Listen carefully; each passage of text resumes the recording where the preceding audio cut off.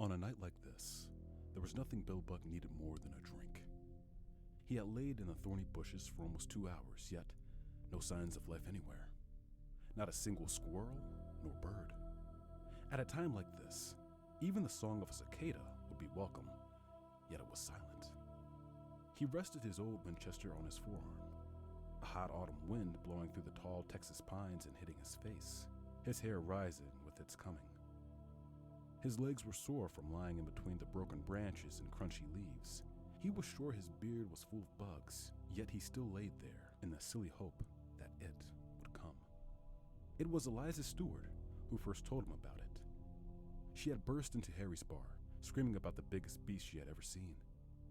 That was 4 months ago. And from there, sightings became more and more frequent. James the mill worker saw it next. He was out walking that god-awful chihuahua of his when he saw the same thing. 12 foot tall, with antlers like a deer. It scared the little dog half to death.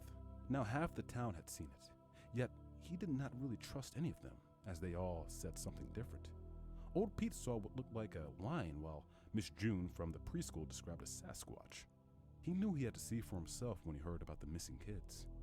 7-year-old Davy Marsh Jr. had disappeared on the way home from school, but in the last 2 weeks, at least 5 children had gone without a trace. Bill could not ignore it anymore, so he dug up his old hunting gear from the old days and set off towards the great wilds. As soon as he arrived, he noticed how empty it all was. Usually these woods were filled with all the critters you could possibly find. Bill finally decided to get up. As his legs adjusted, he heard the first sound all night, the silent wailing of a child. At this, Bill swung the Winchester over his shoulder and began to run towards the origin of this horrific sound. The soft moonlight was the only thing to illuminate his way as his flashlight slipped from his pockets on his way to the mysterious child. "Who is that?" he yelled to the darkness. He received no answer but kept on running. As he came closer to the site, it suddenly stopped, and all was silent once again. He was standing in a clearing, tall, winding trees all around him, bending and controlling into shapes he didn't know were possible. Though he was in good condition, the run had put him out of breath, and as he bent forward, gasping for air, he heard it again. Between breaths, he called out to the wailing. "Are you hurt? Damn it, answer me!" But he received no answer. Before he had time to regain his breath, he began running again, the trees swirling around him, seeming almost to change color, but he paid them no mind. Cold sweat ran down his forehead as he heard the sound of crying coming closer before stopping once again. But this time, he saw something.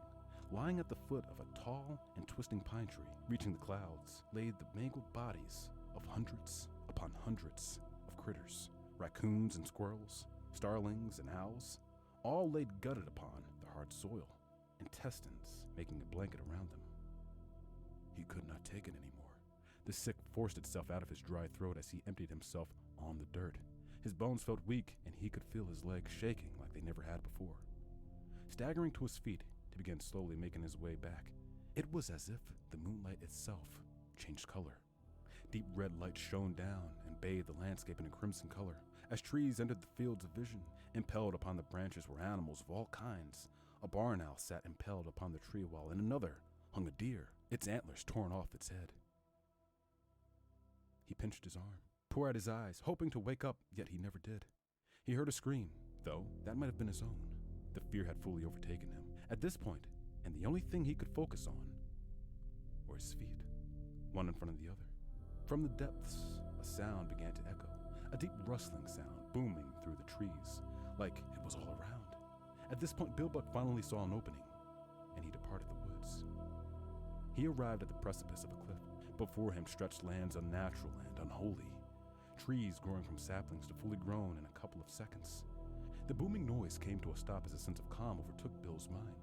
He felt as though he was finally free. The trials and tribulations finally over. In the valley beneath, a deep purple river teemed with fish while a cool breeze hit him. He laid his prized Winchester on the ground before him, sitting on the soft grass and looking at the crimson sky. A soft sound arose as a figure appeared in the valley, a creature so tall its head hit the sky. It seemed to almost flow through the air as this beast carried itself. Hundreds of long arms reached from a cylindrical body crowned with the head of a man, its face locked in a smile. In less than a second, its body shifted again. The arms began contorting and changing. It seemed more and more reptilian as the arms morphed into wings and took flight.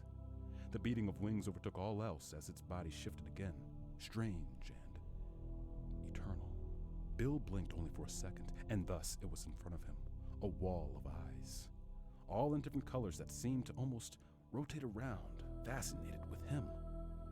From one of the eyes burst a long black tentacle that gripped him, pulling Bill Buck close and embracing him. It was a sensation never felt before, as he became one with all. There were others with him. He noticed Dave Marsh Jr. resting in the crimson lights while James the mill worker played with his dog. All around him, it seemed as though the world had come alive. Birds sang in the sky while children played in the riverbed, a harmony that he had never felt before. Eternities passed before his eyes while his smile only grew. This was truly his requiem.